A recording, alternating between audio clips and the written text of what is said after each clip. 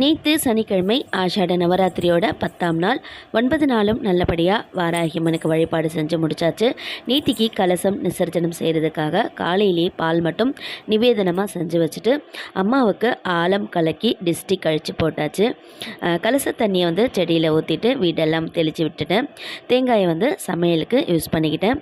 And அடுத்த முக்கியமான விஷயம் என்னன்னு பார்த்தீங்கன்னா, நம்ம முருக பக்தர்களுக்கான ஒரு முக்கியமான விஷயம், நம்ம தமிழ் கடவுள் திருச்செந்தூர் முருகன் கோவிலுடைய கும்பாபிஷேகம் ஜூலை 7ஆம் தேதி திங்கட்கிழமை காலை 6:15 6:59 வரை சொல்லப்பட்டிருக்கு.